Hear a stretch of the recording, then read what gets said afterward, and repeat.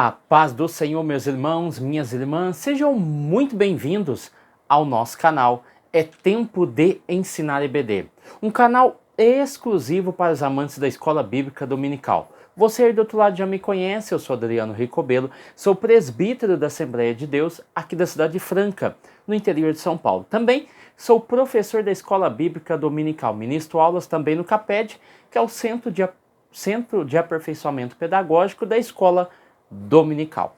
E hoje estudaremos a lição de número 8, que tem como título Jesus viveu a experiência humana. Uma aula fantástica, maravilhosa, que nós vamos aproveitar muito desse tema, ok? Então, antes de nós iniciarmos o nosso vídeo, gostaria de pedir para vocês 3 coisas importantes. Primeiro, aquele like do céu que tem abençoado muito o nosso canal. Também, não deixe de comentar, isso é muito importante. E outro ponto importante, não deixe de compartilhar os nossos vídeos.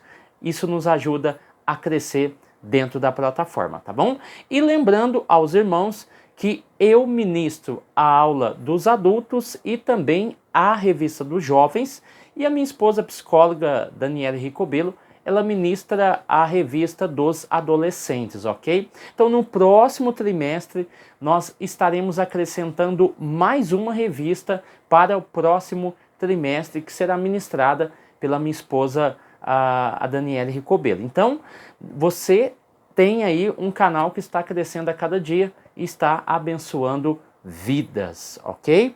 E tem novidade aí também. Para o próximo trimestre, nós já estamos elaborando a plataforma ao qual nós iremos colocar de primeiro momento a revista dos adultos com conteúdos, slides, enfim, uma série de material lá que vai ser muito importante aí para o crescimento dos nossos inscritos, ou seja, você vai ser também, pode ser um participante dessa plataforma e vai ser uma bênção para a sua vida. Então, nós ainda estamos organizando e próximos dias aí teremos mais novidades e estaremos passando aqui no nosso canal, tá bom? Então vamos lá. O nosso texto áureo vai dizer o seguinte: E percorria Jesus toda a Galileia, ensinando nas suas sinagogas e pregando o evangelho do reino e curando todas as enfermidades, moléstias entre o povo.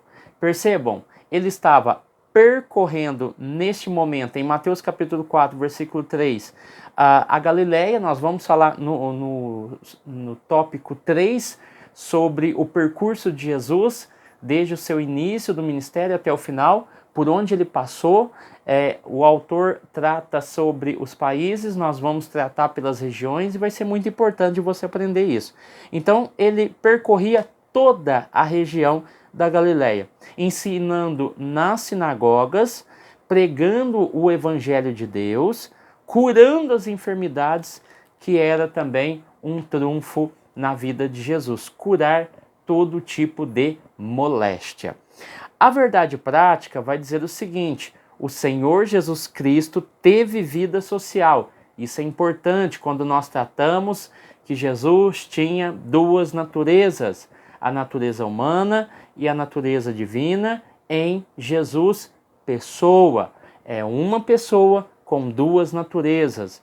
Então ele tinha uma vida social, amigos, parentes, ele interagia com as pessoas, inclusive há um episódio bíblico onde ele interage com as crianças e era conhecido dos vizinhos e moradores de Nazaré, onde fora criado, nascido em Belém e criado em Nazaré. A leitura bíblica em classe trata João capítulo 1 e Mateus capítulo de número 26. João capítulo 1 fala do evento emblemático ao qual Filipe, que era de Betsaida, cidade de André e de Pedro, achou a Natanael e diz: olha, achamos o Messias, de quem as Escrituras tanto falam. E Natanael vai perguntar: olha, mas Nazaré, será que pode vir alguma coisa boa de Nazaré? E Filipe vai dizer: não, vem comigo e vê. E quando nós olhamos para esse episódio, Jesus vai olhar para Natanael, o duvidoso Natanael, e faz uma representação daquilo que ele é, dizendo, olha, eis aqui um verdadeiro israelita, em quem não há dolo. Aí o Natanael vai perguntar, mas espera aí, da onde o Senhor me conhece? Aí Jesus vai dizer, olha, antes que Filipe te chamasse para vir me encontrar, eu te vi estando debaixo da figueira. É onde ele reconhece Jesus como Filho de Deus, Rei de Israel, e o chama de Rabi. Aí Jesus vai dizer, você está impressionado só porque eu te disse que te vi debaixo da figueira? Coisas maiores vão acontecer se você começar a me seguir. Daqui em diante, você vai ver os céus abertos e os anjos de Deus subirem e descerem sobre o Filho do Homem, projetando aí todos os eventos que estariam para acontecer, e Natanael seria uma testemunha ocular. Mateus capítulo 26 vai falar sobre o momento do Getsemane, onde Pedro e os dois filhos de Zebedeu, Tiago e João, dormiram, cochilaram enquanto Jesus estava orando, e nós temos esse episódio emblemático em Mateus capítulo de número 26, mas o intuito de João capítulo 1 e Mateus 26 é justamente mostrar essa naturalidade de Jesus, mostrar a pessoalidade de Jesus, mostrar que ele era um homem que estava entre a terra dos viventes. O nosso plano de aula vai abordar a perspectiva da experiência humana de Jesus Cristo.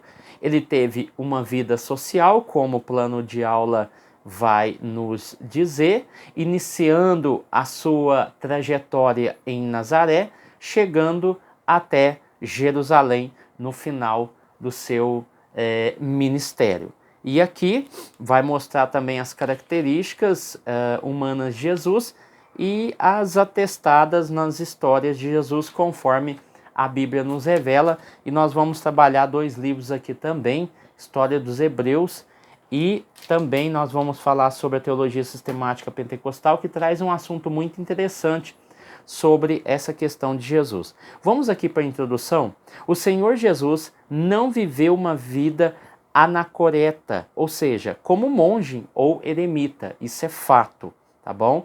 E nem ensinou essa prática para os seus discípulos, ou seja, Jesus não veio ensinar uma vida eremita, ou seja, uma vida isolada da sociedade, como os essênios eram na época de Jesus, um povo separado que vivia em cavernas, que tinha uma comunidade isolada ali dentro, da qual também muitos dizem que João o Batista veio dessa linhagem dos essênios. Fato é que Jesus não ensinou essa prática, essa normativa aos seus discípulos, de viver uma vida isolada. Pelo contrário, era uma vida que teve relações sociais e religiosas com o povo, ok? Então, aqui no tópico de número 1, vai falar sobre a experiência humana no ministério de Jesus, os debates com as autoridades religiosas. Aqui nós vamos ver que os principais opositores foram os fariseus, os saduceus e os herodianos, que serão representados aqui para mostrar esse meio político e religioso ao qual Jesus estava inserido. E dentro de vários debates que Jesus teve com esses 3 grupos, estava em pauta sempre a ética, os princípios morais e também as responsabilidades civis. Dentro da ética, Jesus abre os olhos sobre a questão da reflexão, sobre os valores e princípios que orientam as ações humanas. Dentre elas, o respeito, a justiça, a verdade, a responsabilidade e a empatia. Quando nós falamos dos princípios morais, nós estamos falando do conjunto de valores que regem os comportamentos humanos. Ou seja, se nós estamos falando de um grupo político ou religioso, eles devem, de certa forma, expressar valores absolutos, valores amorosos, valores de respeito em relação ao outro. Ou seja, quando eu falo de moral, princípios morais, eu estou falando de um sistema de crenças e valores, tá bom? Aquilo que é a moral, ela julga aquilo, ela está alinhada, né? Aquilo que é certo ou correto, de acordo com a sua confissão política ou confissão religiosa. E a ética é a reflexão sobre a moral, sobre aquilo que é certo e sobre aquilo que é errado, ok?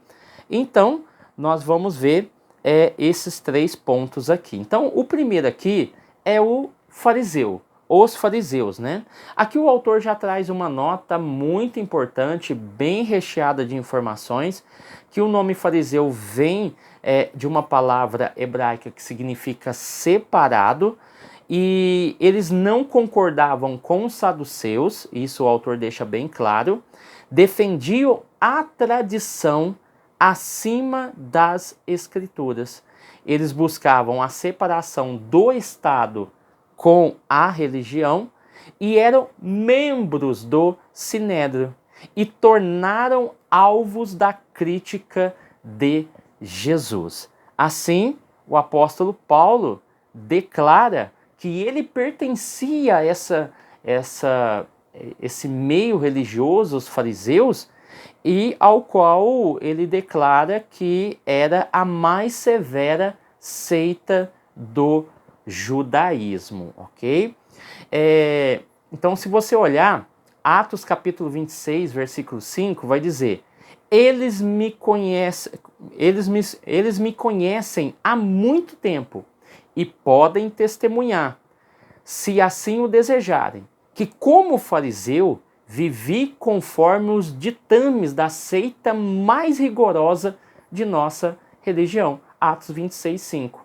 Gálatas 1:14 vai dizer: e no judaísmo eu superava a maioria dos judeus da minha idade e agia com um extremo zelo em relação às tradições dos meus antepassados. Percebam que o autor falava que eles defendiam mais a tradição do que a própria escritura.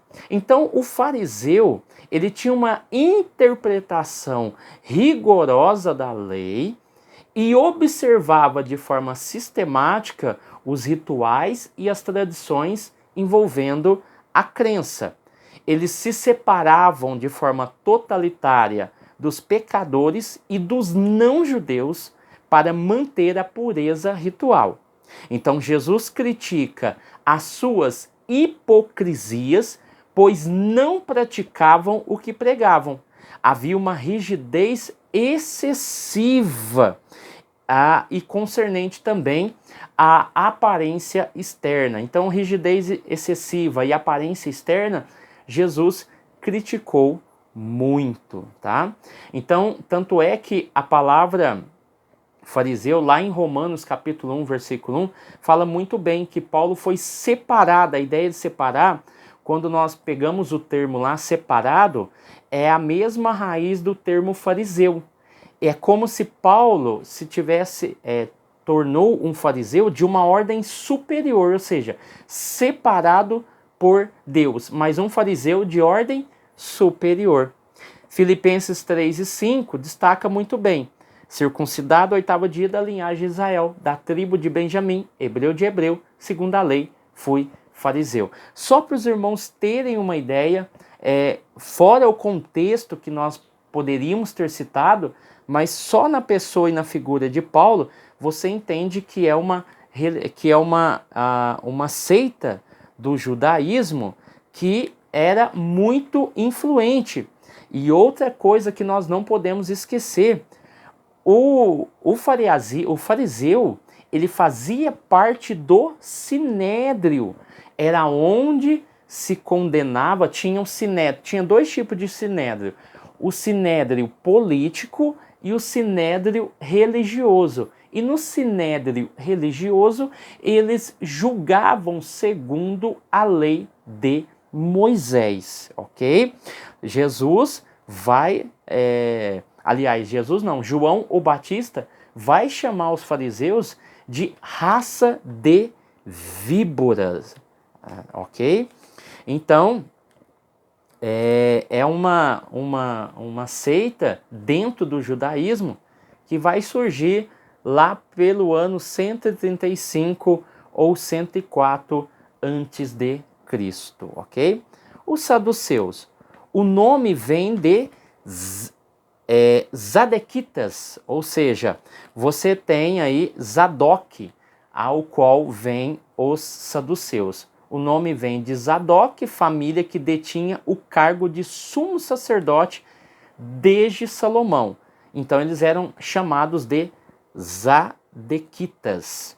Então nós temos aí o surgimento também de outra seita do judaísmo, que eram os saduceus. Alguns dizem que eles surgiram após a rebelião dos macabeus e também da tentativa nacional dos asmoneus de serem livres dos sírios. Eles têm essa origem nos asmoneus, ok? Depois os irmãos pesquisem lá, que os irmãos vão entender o que eu estou me referindo, tá?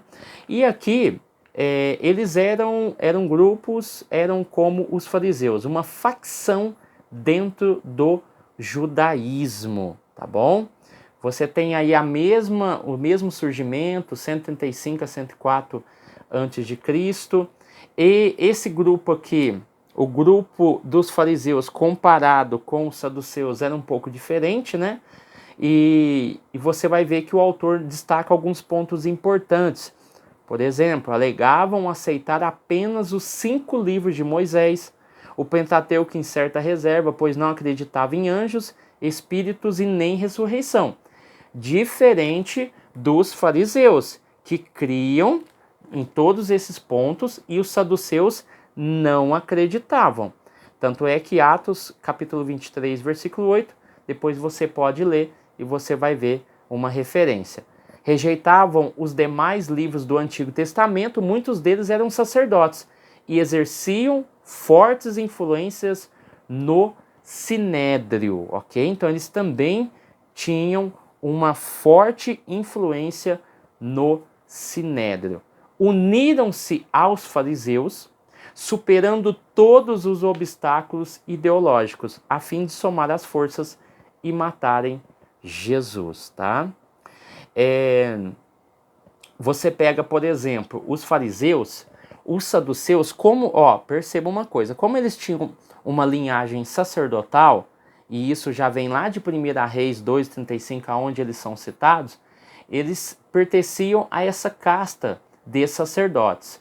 Quando nós olhamos para os fariseus, você vai ver um grupo laico. Nós não temos aí vestígios de sacerdotes vindo dos fariseus na época de Jesus.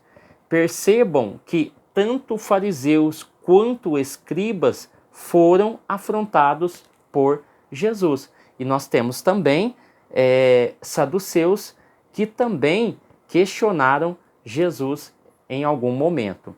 Então, como é que nós vamos dividir esses dois grupos de maneira simples?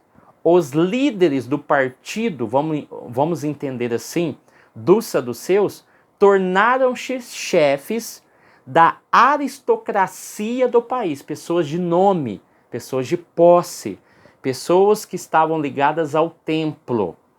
Os fariseus mantinham sua forte representação no sinédrio, tanto o sinédrio político quanto o sinédrio religioso.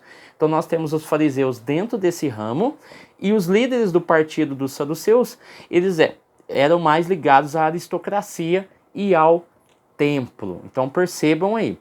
Então o sinédrio indica corporação, corporações separadas. Então eu falo de sinédrio, eu estou falando de uma corporação, tais como assembleia, conselhos e tribunais. Então nós temos, como eu já disse, duas corporações, uma política e outra religiosa, até 70 depois de Cristo, tá? E o religioso era composto por 70 ou 71 anciões, ok? Então vamos lá. Agora os herodianos. Então isso tudo é para mostrar o lado vivencial humano de Jesus. É esse ambiente que Jesus está vivendo. Os herodianos eram apoiadores da dinastia de Herodes. Percebam que os saduceus, eles pertenciam à ala dos asmoneus. E os herodianos já estavam ligados ao partido de Herodes. Então Herodes tinha mais contato politicamente com os herodianos do que com os saduceus, que vinham aí de uma outra dinastia, surgiu numa outra dinastia, a dinastia Asmoneus. Aqui eles estão ligados à dinastia de Herodes, e Herodes tem aí eles como grandes marqueteiros. Então, eles são instruídos com interesses nacionalistas e eram a favor do imposto. Tanto é que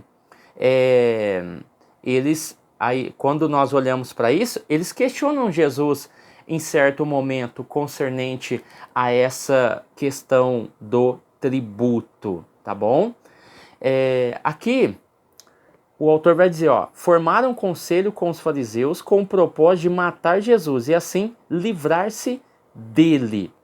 Então aqui os herodianos, eles aparecem em 3 momentos da Bíblia: Marcos capítulo 3, Mateus 22 e Marcos 12, que já está dentro do corpo da revista. Então percebam que nós temos os herodianos, que estão ligados ao partido de Herodes, e no caso aqui, irmãos, é Herodes Antipas, tá bom? Tanto é que Flávio José também cita, ele cita-os como os do partido de Herodes Antipas, que questionou Jesus sobre os impostos. A quem o Jesus que vocês estão seguindo, ele paga imposto? Aí Jesus fala assim, pega uma moeda aí. Aí Jesus pegou a moeda. De quem que é a esfinge que está aí? O rosto? Ah, esse é de César. Então, dai a de César o que é de César e dai a Deus o que é de Deus. Então, aí depois eles dispersaram ali, foram os herodianos. A vida social e religiosa de Jesus. A escolha dos seus discípulos, como Filipe, André, Pedro e Natanael, aconteceu num ambiente entre amigos. Por quê? Filipe era de Betsaida, cidade onde André e Pedro também moravam. Então, você tem um ambiente entre amigos. Natanael vem e vê, ou seja, eram conhecidos, né? Aí depois você tem Lucas apresentando um começo muito humano, mostrando parentes como Zacarias, Isabel, os filhos de Zebedeu, João e Tiago. Aí ele coloca aqui que eles eram primos de Jesus. Zebedeu era um pescador da Galileia e marido de Salomé, irmã de Maria, que era mãe de Jesus. Ele usa essa referência porque ele cita Mateus 27:56, quando no posicionamento ali da cruz, entre elas estava Maria Madalena, ponto e vírgula, Maria, vírgula, a mãe de Tiago e de José. Então Tiago e José é os irmãos de Jesus, correto? Então essa Maria é a mãe de Jesus. E a mãe dos filhos de Zebedeu. Então em Mateus ele não cita quem é a mãe dos filhos de Zebedeu. Aí quando você vai para Marcos capítulo 15, versículo 40, o texto já vai dizer, algumas mulheres também estavam ali. Entre elas estavam Maria Madalena, vírgula, Salomé, vírgula, e Maria, que era a mãe de José e de Tiago, o mais moço. Ou seja, José e Tiago, o irmão de Jesus. Aonde você vai ver os irmãos de Jesus? Lá em Marcos capítulo 6, versículo 3, onde fala sobre os irmãos de Jesus e as irmãs. Só que cita o nome dos irmãos, que é Tiago, José, Judas e Simão. Tá bom? Então aqui o autor coloca que eles eram primos. Eu confesso aos irmãos, eu li todos os versículos, eu procurei comentários, eu não consegui achar uma associação lógica para mostrar que os filhos de Zebedeu, Tiago e João, eram primos e que Salomé era a irmã de Maria, mãe de Jesus. Depois você pode fazer uma pesquisa aprofundada. Eu pesquisei tudo aqui, olhei os versículos que ele citou, eu não consegui achar a concordância, tá bom? A relação entre as duas, Salomé e Maria, mãe de Jesus, ok?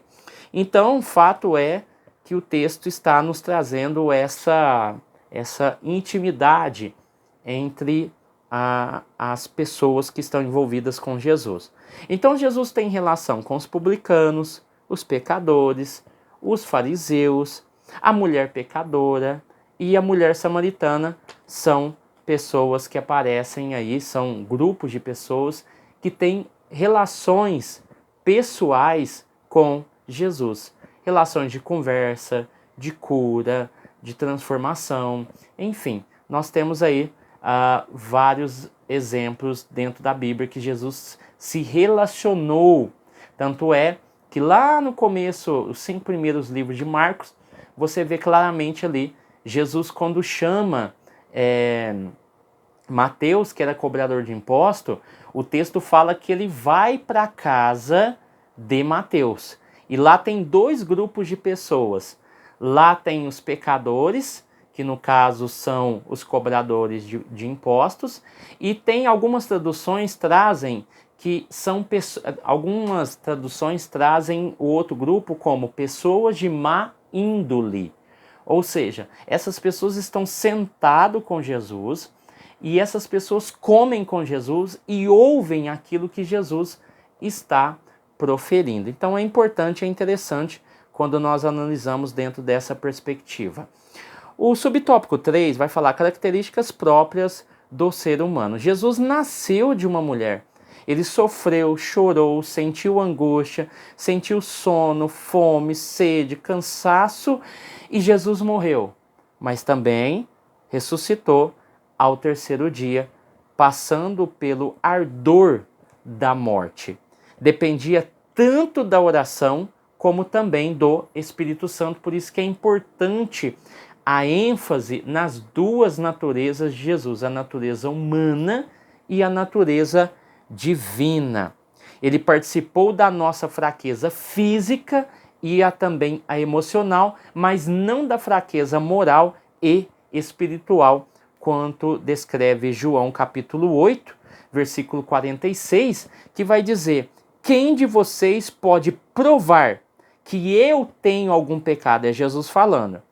Se eu digo a verdade, por que não crê em mim? Então Jesus está pedindo, olha, prove para mim que eu tenho algum pecado. Hebreus capítulo 4, versículo 15, o autor aos Hebreus vai dizer: o nosso grande sacerdote não é como aqueles que não são capazes de compreender as nossas fraquezas, falando de outros sacerdotes terrenos. Pelo contrário, temos um grande sacerdote que foi tentado do mesmo modo que nós, mas não pecou. Ok?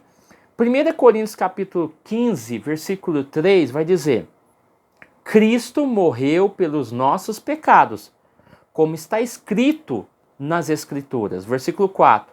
Ele foi sepultado e no 3º dia foi ressuscitado, como está escrito nas Escrituras. Versículo 5. E apareceu a Pedro e depois aos 12 apóstolos. Versículo 6. Depois a 500 seguidores. Versículo 7. Em seguida apareceu a Tiago e mais tarde a todos os apóstolos. Justamente mostrando essas características próprias do ser humano, ou seja, mesmo sendo Deus, ele apareceu, foi visível e foi tocado, ou seja, Jesus ressurreto apareceu e ele, como ser humano, tinha essas duas naturezas, ok? Então vamos lá. Aqui eu queria ler sobre a natureza humana de Jesus.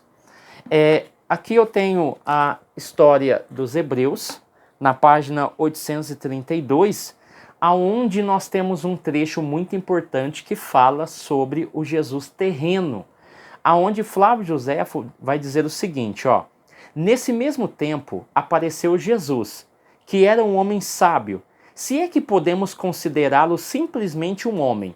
Tão admirável eram as suas obras.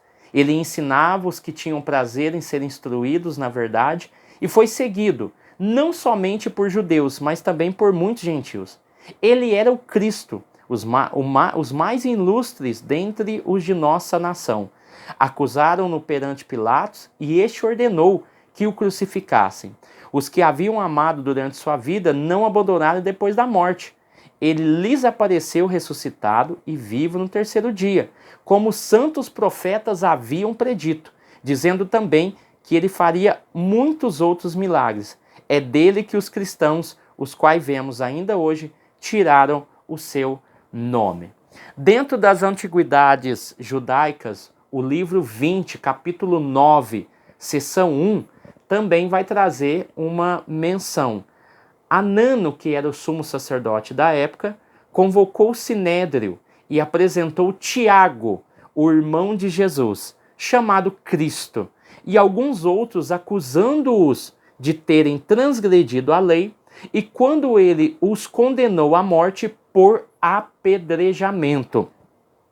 Percebam que o livro dos mártires da CPAD diz que Tiago morreu aos 99 anos, aonde ele foi espancado e apedrejado pelos judeus que abriram-lhe o crânio com um garrote. É uma espécie de presilha ao qual eles iam rodando aqui atrás e ela ia forçando como um parafuso, quando você está apertando um parafuso. E isso vai forçando até estourar o seu crânio. Então nós temos duas menções muito importantes aqui. E eu queria citar outra também, que é da nossa CPAD, que é o livro que se chama Teologia Sistemática Pentecostal. Aqui na página 140 e 141 é um texto bem interessante que fala sobre o Jesus histórico, o Jesus humano. O texto começa assim, na página 141. Circulou um certo tempo uma suposta carta de Públio Lentulo, governador da Judéia, que fora enviado ao Senado romano no Império de Tibério. A autenticidade do documento é questionada, o qual em certa parte diz. O que diz essa certa parte? Apareceu em nossos dias um homem de grande virtude, chamado Jesus Cristo, o qual ainda vive entre nós. Os gentios o têm recebido como um profeta de verdade, mas os seus discípulos lhe chamam o Filho de Deus. Ressuscita os mortos, cura todo gênero de enfermidade. Sua estatura é mais que mediana, seu porte circunspecto, sua presença venerável, de modo que quantos o veem o amam e o temem. Seu cabelo é castanho, basto e liso, até as orelhas.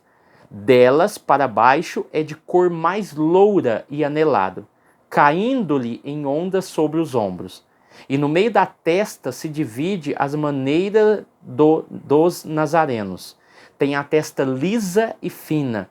Em seu rosto não há mancha, sinal, nem ruga alguma, aformoseando-o uma bela cor rosada. No nariz e na boca não se pode encontrar defeito algum. Sua barba é um pouco espessa e da cor do cabelo, mas não é comprida e tem a forma de um garfo. Sua fisionomia respira inocência e sabedoria. Seus olhos são pardos, claros e vivos. Quando condena, é terrível. Quando repreende ou admoesta, é cortês e moderado nas expressões. Em sua conversação é agradável e cheio de gravidade. Ninguém o viu jamais rir, porém muitos o têm visto chorar. As proporções de seu corpo são excelentes. Suas mãos e seus braços são os mais perfeitos que se podem ver. Em seu falar é muito parco, ou seja, prudente, modesto e sensato. Homem de singular beleza, excede a todos os filhos dos homens. Ok? Então, nós temos aqui uma descrição daquilo que poderia ser o Jesus homem. Então eu não estou disseminando heresia nenhuma, até porque está no nosso próprio livro da CPAD. Fato é que se nós olharmos para a Bíblia, essas características, a gente pode falar assim, mas essa carta não é verdadeira. Tá, mas e se for? E se ela for? Ela se compara muito àquilo que a Bíblia representa, àquilo que a Bíblia descreve. Então é importante ler esses textos e tentar imaginar como era Jesus, como ele se comportava e como ele falava ou agia. Então essas cartas, tanto esses trechos de Flávio Joséfo na história dos Hebreus, ou nas antiguidades judaicas, ou na teologia sistemática pentecostal, nos mostra claramente se é ou não verdadeiro. Até Flávio Joséfo tem os seus questionamentos quanto aos seus escritos. Fato é que há uma semelhança muito grande com aquilo que nós pensamos de Jesus, imaginamos, e aquilo que a Bíblia descreve. Tópico 2, heresias que negam a humanidade de Jesus. Apolinarismo. Apolinário foi bispo de Laodiceia, provavelmente em 310, morreu em 392.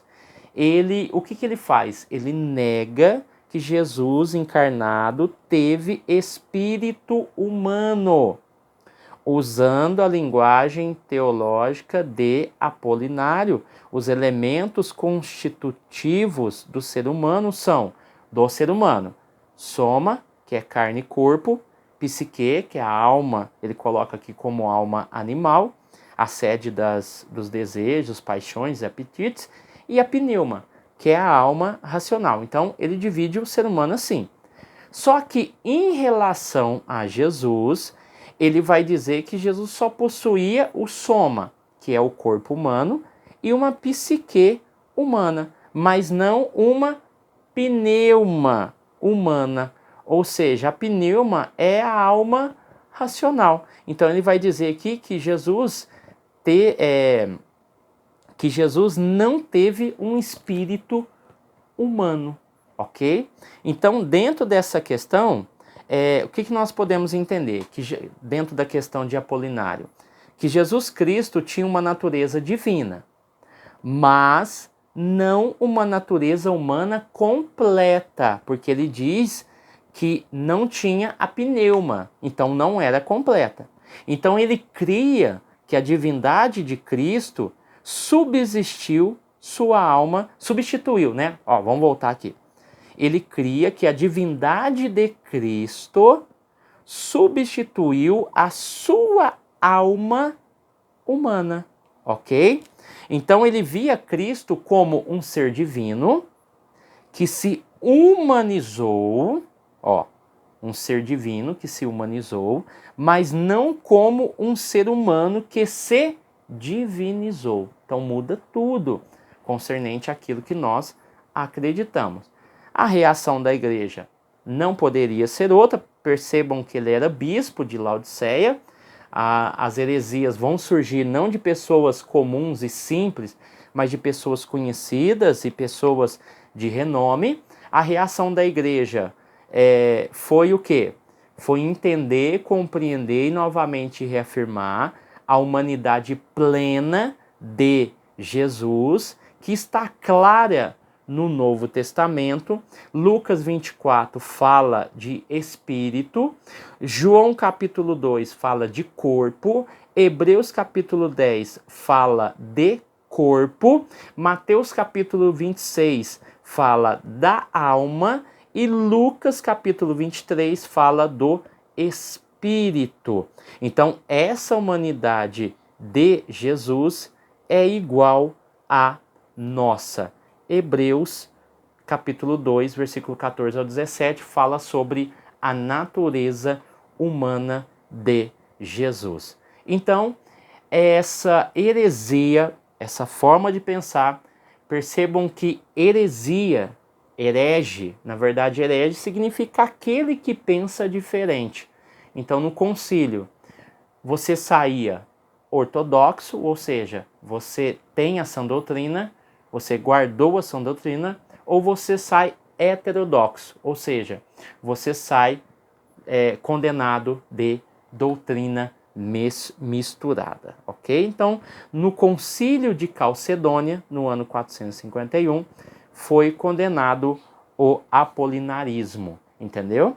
Então, até aqui, irmãos, nós já estudamos, junto com o apolinarismo, ebionismo, que Jesus não era Deus, arianismo, Jesus não era plenamente Deus, o docetismo, não acreditava que Jesus era humano, apolinarismo, Jesus não era plenamente humano, nestorianismo, que era duas pessoas distintas, eutiquianismo, que a natureza divina de Jesus absorveu a humana por ocasião da encarnação, o adocionismo nega a encarnação de Jesus.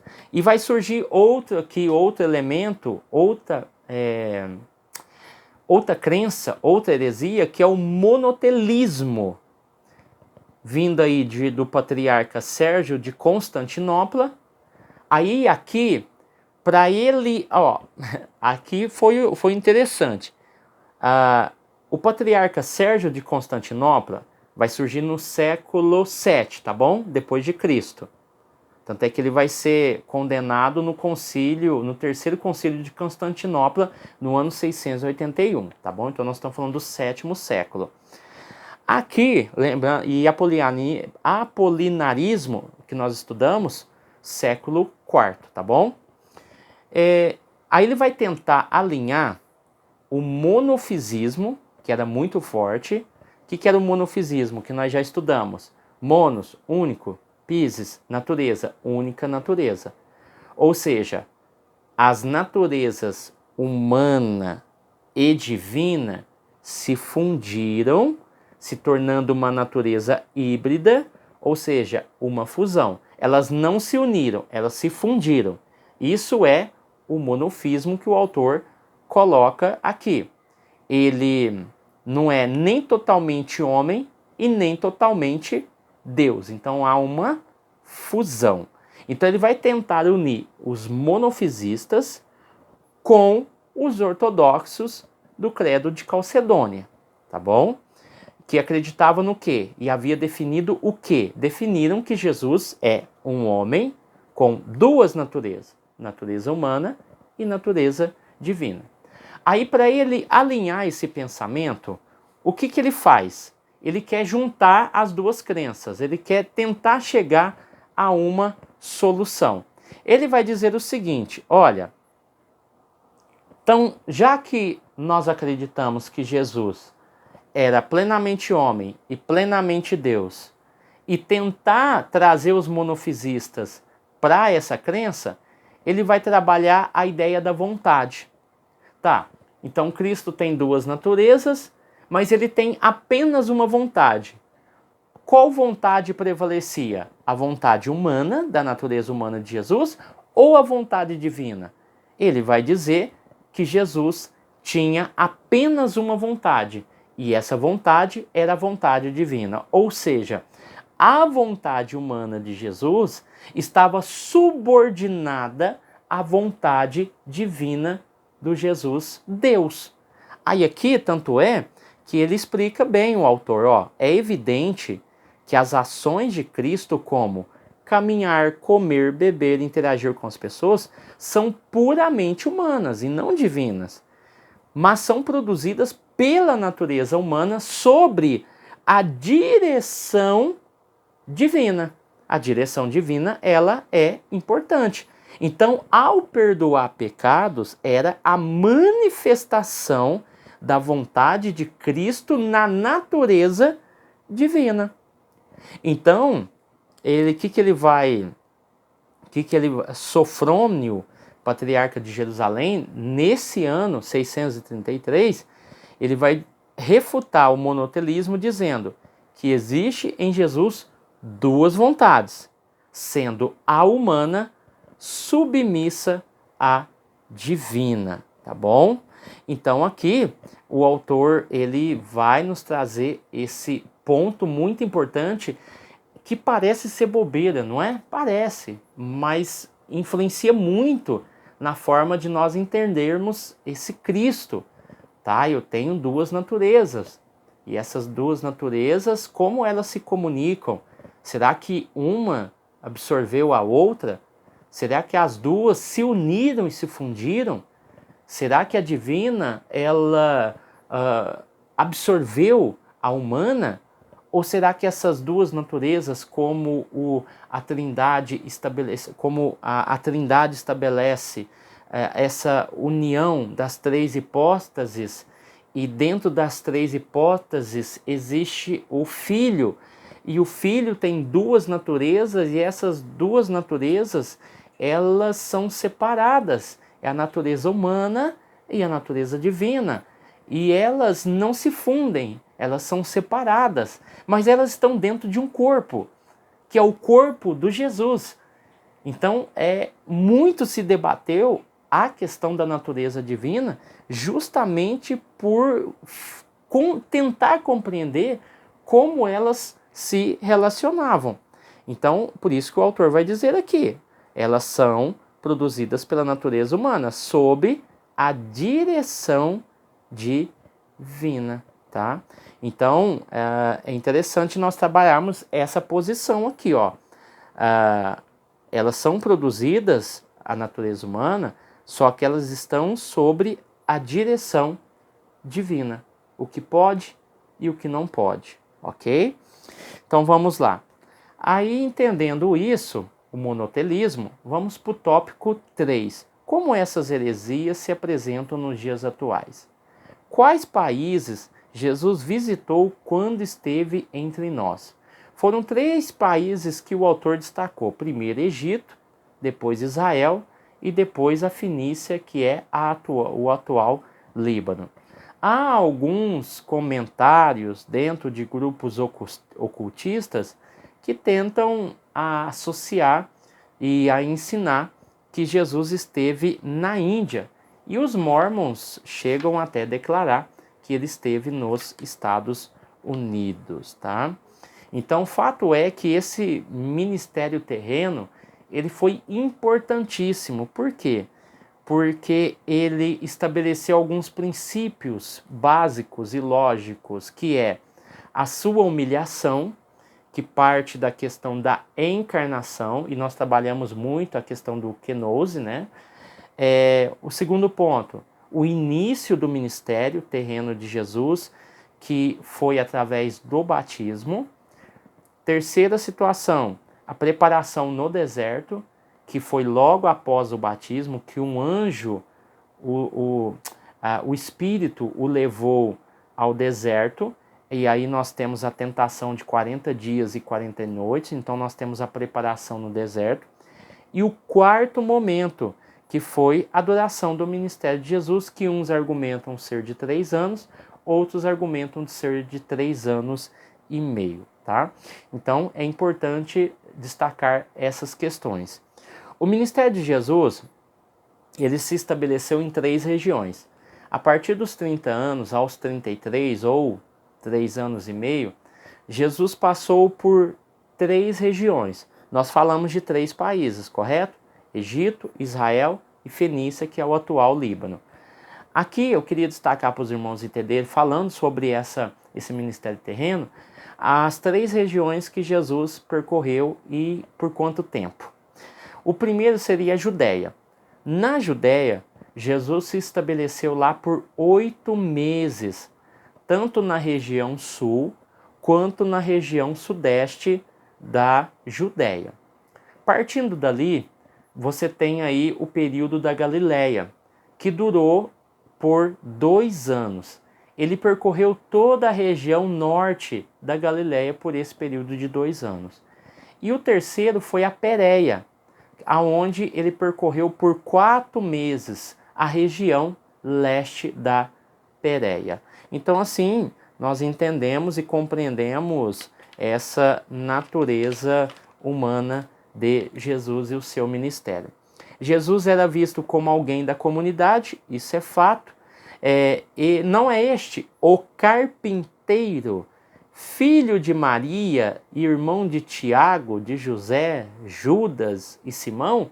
E não estão aqui também as suas irmãs? E escandalizaram-se nele, né? Então aqui nós encerramos a nossa aula, uma aula muito proveitosa, falando sobre a existência e a experiência humana de Jesus. Irmãos, eu volto a reafirmar uma coisa muito importante, uma coisa muito séria. Eu já disse até no CAPED, uma das aulas que eu ministrei, que durante muito tempo nós tínhamos os católicos como nossos principais rivais teológicos, bíblicos e também de confissão de fé.